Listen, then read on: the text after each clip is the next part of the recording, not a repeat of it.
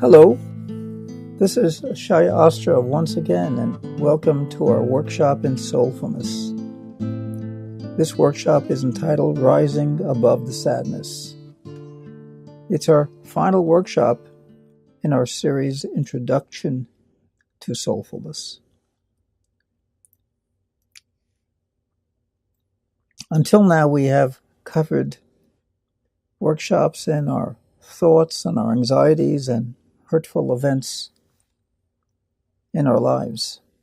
This final program in our introductory series deals with how to lift ourselves above feelings of sadness, loneliness, helplessness, and pessimism that frequently cast a shadow over so many of our lives.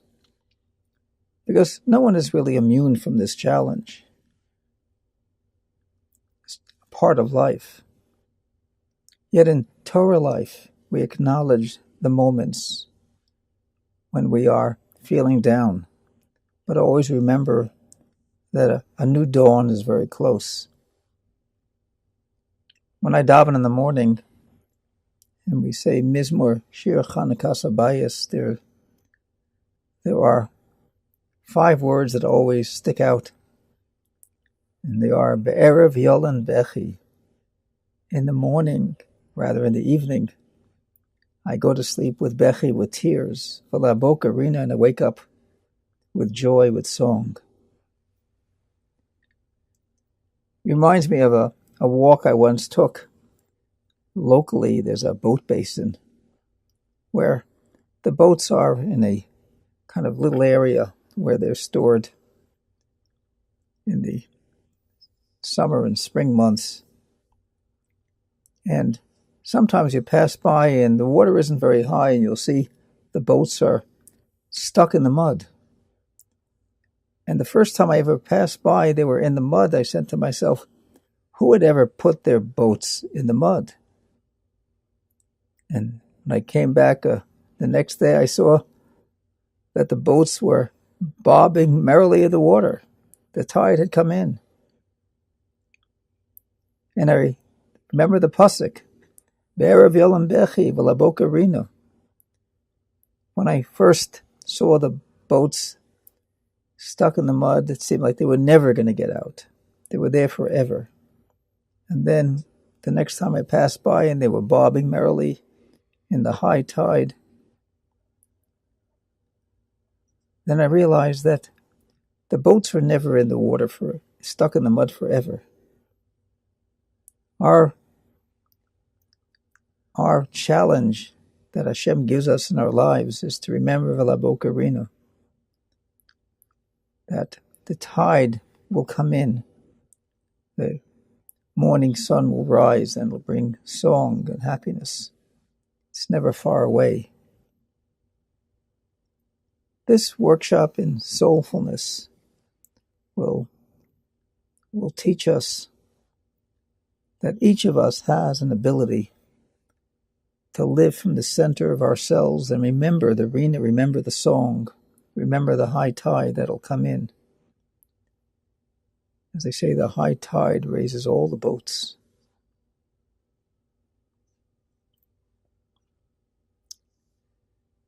So, I deal with many people who can frequently feel sad or isolated or lonely. I deal with many single individuals. The challenge of going through life with feelings of sadness, of being alone, of not finding a life partner can be very heavy, very damaging. And teaching these individuals that they can discover a way of elevating themselves or getting back to themselves, getting back to the smiling child within, getting ready to find their bashert, becomes so important in helping them move on in life and actually finding their bashert. I deal with married individuals who sometimes had difficult marriage and they feel lost in a loveless marriage. And they feel sad and isolated and lonely. And giving them the ability to come back to themselves and to realize that they have the ability to be loving individuals inside, and even to share that with their partners from whom they have felt isolated and alienated from for many years. I see it frequently in adolescents who have difficulties in self-esteem, asking, who am I? Having feelings of rejection and illness. Sometimes when people are dealing with long-term illnesses and the effect that has on us. Losses of loved one and job loss. And trapped in old hurts and wounds that we discussed in our last workshop. All of these experiences of life drain us and draw us into a low state of emotions, of feelings of sadness and isolation. And what happens when we feel sad? Well, we think poorly of ourselves. We feel deprived. We feel jealous of others, that others have this and we don't. Sometimes some people have a difficulty in sleeping, or some sleep too much, right? It's 11 o'clock, I'm still in bed, 12 o'clock, I can't get out. Sometimes we have difficulty in concentrating. And sometimes we just have an overwhelming feeling of hopelessness, helplessness. And sometimes we're stuck in negative thoughts. Everything is negative. I call it the acid drip. Imagine that there's a hole in your head and you're dripping sulfuric acid into your brain, kind of eating up your brain. Sometimes there's a loss of appetite. And sometimes there's a significant increase of appetite, right? For some, sadness is chronic. It's ongoing, and some is situational. Now, there's a story I've heard a number of times about transforming sadness, which has always stayed with me. Interestingly enough, I've heard this story on the last day of Pesach, and I've heard it a number of times from my Rebbe, Rabbi Chil Per Shlita, who was the Rosh Yeshiva of Yeshiva Derech Eis and Yeshiva Far Rockaway, who tells the story of his late father-in-law, Rabbi Huda Leib Nekritz, who was sent to Siberia during the Second World War. And there he was in one of the coldest places on the planet, they say. The average January temperature is minus 25 degrees. Imagine what it's like there. I'm sure they didn't have heat, or much heat, or appropriate clothing. And there he was with his family in Siberia, cut off. And in the dead of winter, and they were in a hut, and they ran out of food, and they had to have food, otherwise they couldn't survive. So Rabbi Huda Leib Nekritz took a bar of soap, and he trudged in the waist-deep snow to the nearest village, where he was going to knock on the doors and ask the local peasants if they would trade a piece of bread, a loaf of bread, for a bar of soap. But everyone refused him. And here we have this Adam Godel Ma'od. He was the son-in-law of the Alter of Novardok. Coming back, this long journey back from the town, maybe hours, empty-handed, holding on to a soap with no food, feeling dejected in the dead of winter, with the chances of survival so slim. And he sees a figure in the distance walking towards him, and he realizes that the figure coming towards him is the town brute, some guy who was known for his hatred of Jews. And he thought for sure that this brutish person was going to kill him, leave him out there in the field of snow to die. But as this brutish person came closer, he screamed out, Jid, Jew, why are you so sad? Don't you know that the same God that saved you all of these centuries will save you and your family too? Go home, Jew. Stop being so sad. And he heard this from a guy in the snowfields of Siberia. And these words caused him to experience a surge of hope. He didn't have bread, but he had hope. And he returned home with the same bar of soap, but he had something else. And they got through the winter, and eventually they got out of Siberia and came back and came to America, where they created a wonderful family of Gedolim, many yeshivas. So there's this burning inner strength that is created when we know that Hashem never leaves us and will never abandon us. And this knowledge, this awareness, is at the heart of soulfulness, particularly when it comes to feeling sadness. So when we say Mizmor Shir Chanukas Habayis, and we say Be'erev Yolam Bechi V'Laboka Rina, I'm crying now, I'm holding on to this meager piece of soap. But Laboka I know, but there's going to be a boker. There's going to be a morning, there's going to be a Rina, there's going to be light and song, just as has been all of these centuries.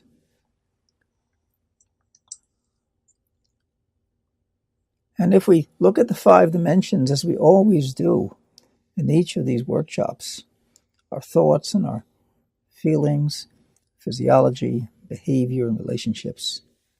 So what do we see about sadness? Our thoughts are negative, they're pessimistic. We see the dark side of things. The glass is always half empty. Our feelings are, we know what they are, sad, low self-esteem, lonely, isolated. Our physiology is heavy, listless, lifeless, low energy, lack of will. Our behavior is once again lacking power, lacking energy, lacking motivation. And we stay in bed until 12 o'clock, avoiding people, relationships. We're ungiving, we're uncaring, we're passive. These are the dimensions that we deal with. In soulfulness, we learn to commit ourselves to activities that achieve a state of mind that rises above the darkness of the moment by enabling us to realize that Hashem is always present, always loving, always observing, waiting for us to grow beyond the prison of the moment, like the young singer we mentioned in the first introduction to soulfulness. And Hashem is waiting for us to discover the neshama within that is eternal, beyond the prison bars of our isolation or our sadness. Soulfulness is learning how to regain a sense of optimism, of interest in life, of involvement in the lives of others, wanting to be a part of realizing that Hashem loves us at every moment, and He wants us to love ourselves and to love others at every moment. So soulfulness is opening up channels of life energy in a productive direction, which lift us beyond the low ceiling, the fog of sadness or isolation. So we can develop new connections with others, with ourselves, to HaKadosh Baruch Hu, in every area of our lives. Before you hear the soul song on lifting ourselves or rising beyond the cloud of sadness, I want to say that anyone who for any reason suffers from feelings of sadness, which can be intense at times, if you're receiving professional help, please continue, or you may want to seek out professional help. This program will enable you to enhance your state of mind. It is not intended to be a replacement for professional help, particularly if you need it. Now let's talk about the tools of soulfulness you'll be hearing in this particular program. There are 6 areas that I want to draw your attention to, which you will experience in the soul song that you're about to hear. As always, we're going to discover neshama awareness. And secondly, we're going to explore the area of the inner circle, which becomes a very important aspect of this program. The inner circle are those people who have enhanced our lives, enriched our lives. And we're going to look at Hakaras HaTov, that sense of gratitude that enables us to feel close to others and to appreciate the gifts that they've given us and that Hashem has given us. We're going to look at acts of chesed, of giving chesed, of receiving chesed, and finally, the flow of Hashem's love. So, we're going to now listen to the experience of soulfulness through our soul song, and I wish you a very wonderful experience.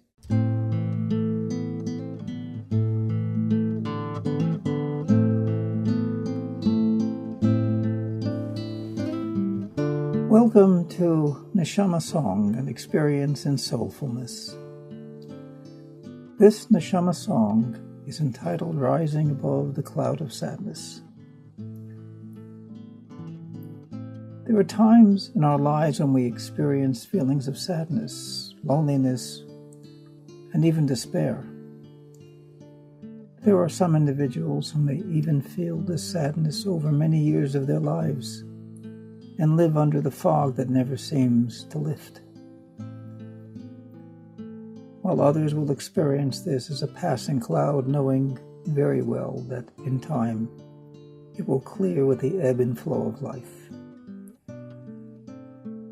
Whatever the duration or reason for our sadness, when we suffer under its darkness, we long to rise above the cloud that hangs over us and experience life from above the darkness and heaviness. We yearn to experience a sense of inner light and happiness so we can feel optimism, love, and joy that is the essence of our soulfulness. In this song, you will experience the gentle tones that touch your deeper, positive, and more joyous core. The smiling neshama within. It has always been at the center of who we are. You can listen and re-listen as many times as you wish. You can listen while you're walking on a quiet path or resting in a comfortable and private place of your own with your eyes closed and just imagining the walking experience.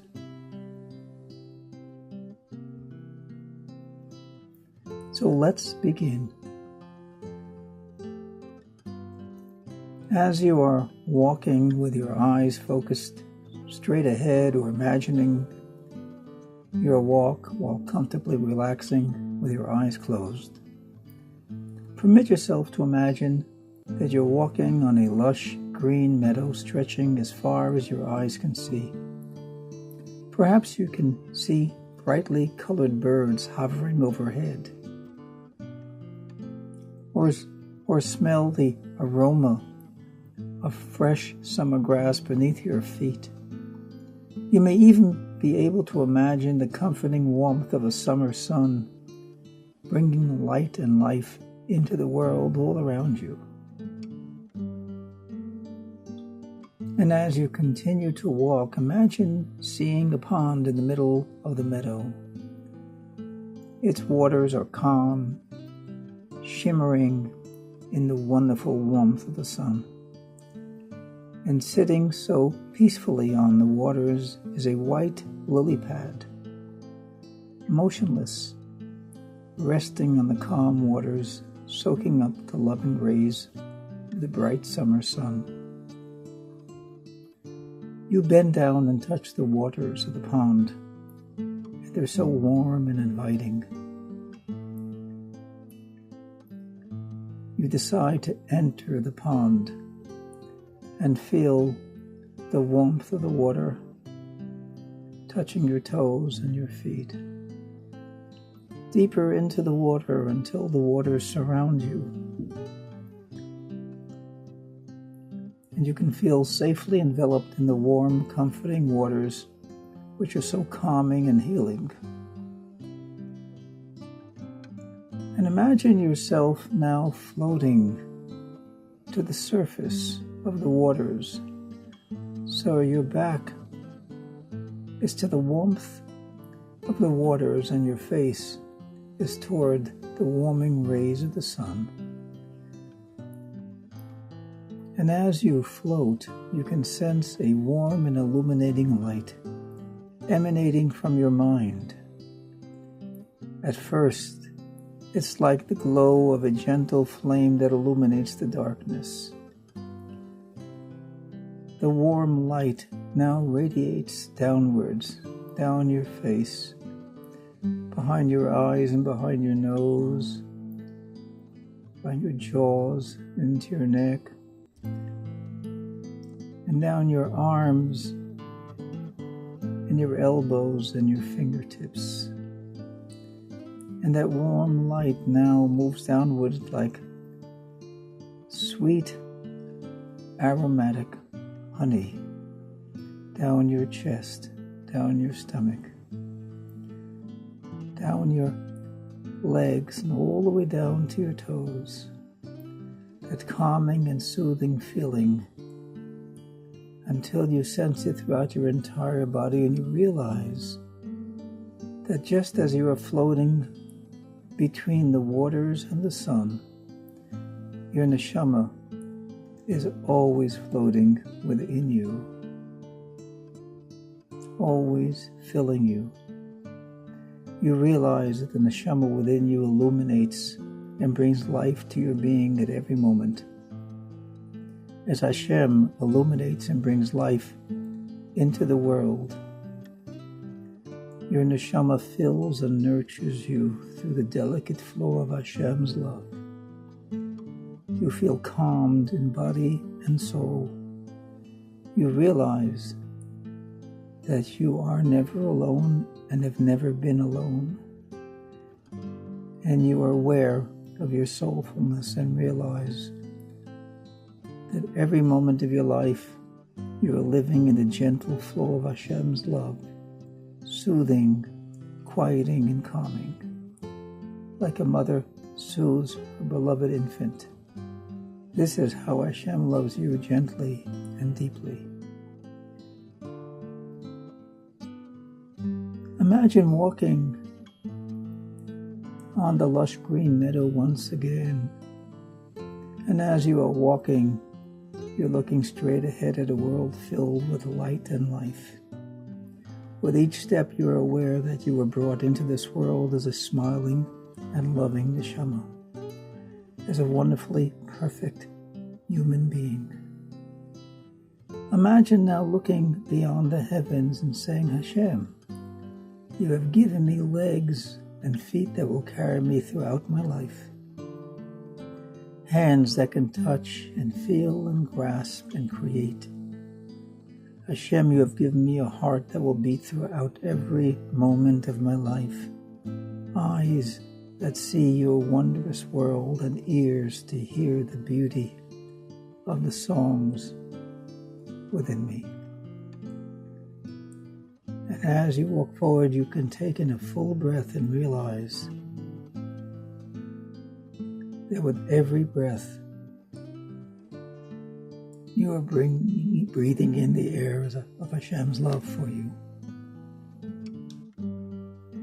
Thank you, Hashem, for all your wonderful gifts.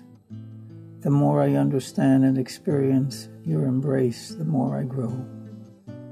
I become aware that there are no limits to my life. With you, Hashem, I can grow even beyond the vastness of the universe. I can swim effortlessly in the endless oceans of your love and beauty. I can experience the ever-expanding galaxies of my soul. As you, Hashem, are my beloved Father who guides me to grow in my love and understanding of life. And I am aware that your love for me lifts me to a higher place and brings hope to my heart, so my spirits can rise as a dove, and my heart can soar like an eagle. Hashem, I am filled with your love for me, so I can live in the garden of life. As I walk, I will remember the endless miracles of life flowing through me and around me. I'd like you to imagine seeing a tree filled with blooming, fragrant blossoms. And you lie under the tree and smell the aroma of the blossoms. And you close your eyes under the tree. And a blossom falls and lands on your forehead. In its gentleness, it whispers, "You are special in all the world, and you are beloved." And then another blossom falls and says, "Your soul is so gentle, and you are so gentle and so beloved." And another and another. And you realize how deeply beloved you are, and that you are never alone, and that your mind and heart are of great beauty.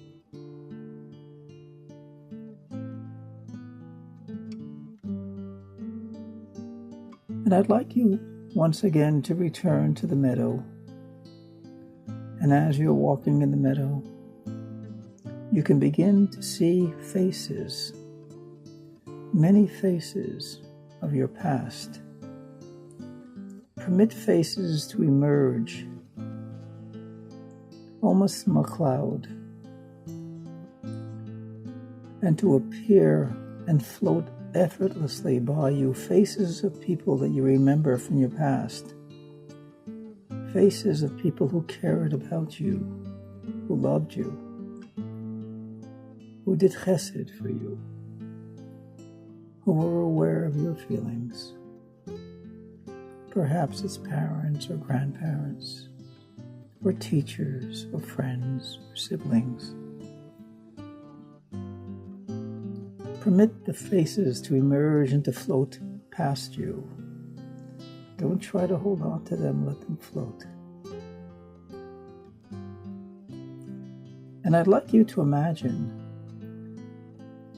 one face in particular, somebody who was special to you, somebody who was part of your inner circle. And this person, I'd like you to focus on the face, the special person, and remember a word, a deed that was done that enabled you to feel special, a place where it occurred. And you can say, "Thank you very much for the kindness you showed. Thank you for making me feel special and cared for." The feeling will stay forever.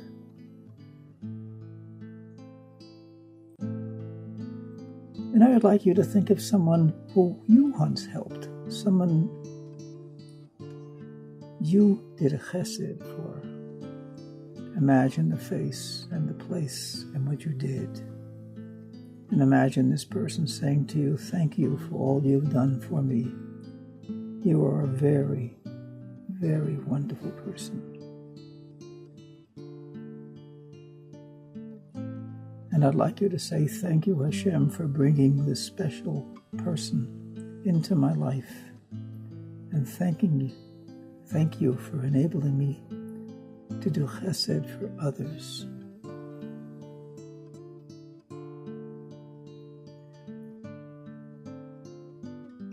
And as you walk, remember you can experience this feeling of gratitude within you. And with the feeling of gratitude, the fog is lifting, drifting away. You realize this is my true soulfulness. My neshama is always remembering, always connected, always feeling Hashem's love. Always grateful and aware, now and forever.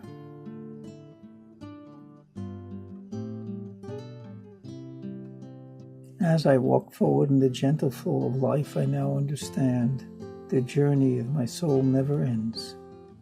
This is the only truth, which is like the ever-unfolding beauty of a flower and the endless brightness of a billion suns. My love for you, Hashem, never ends. Your love for me, Hashem, never ends. So look straight ahead beyond the trees, beyond the clouds, beyond the sky, beyond the universe. Look upwards towards Hashem's infinite love and realize my life is a journey leading me towards endless joy and sweetness. And as you walk forward, ask yourself, somewhere there is someone who would smile if I were to do a chesed. Imagine the individual. Imagine the chesed you would do.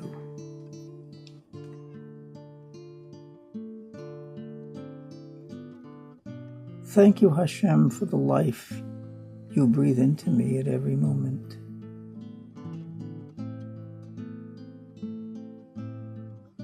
And as you walk forward, permit yourself to experience a sense of hope, knowing that Hashem will always guide you, always lift you from your sadness beyond the heavens, because He loves you so dearly every moment of your life. And you can say, this is truly my soulfulness.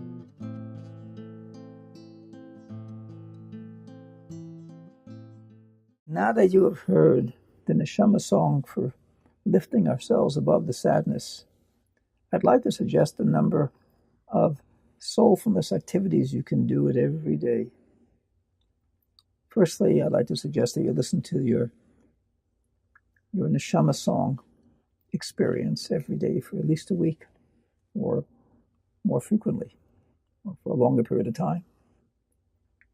And also in the journal that accompanies this program, you'll learn how to take your gratitude walk, your Akaras Tov walk, which is so transforming. And each day you'll take it with somebody else with whom you can express your gratitude for doing something special to you. And each day you'll learn to do or say something that'll bring a smile to someone who understands that you care about them, that they are special in your eyes. And you'll also do something special for yourself because you are loved by Hashem. And you'll record all of these experiences in the journal. Aside from learning to daven with Akaras Tov, with gratitude to Hashem, and intensifying your learning Torah, which is so transformative. So these are the tools that you'll be using to transform sadness to joy. Like we learn in the pasuk of Mizmor Shir Chanukah Sabayis, Be'erev Yolen Bechi V'Laboker Rinu. In the evening I went to sleep, I was crying. but in the morning there was joy. And that's what we always experience. As we pass by, we see the boats in the mud and think they're never coming out, but they do. The tide comes in and the boats rise. Hashem sends in the tide and we rise. It's part of the life that He gives us. When we rise, we're able to experience the smiling neshama in each of us as we learn to live in the wonderful gift of soulfulness. I wish all Hatzlacha, Rabba.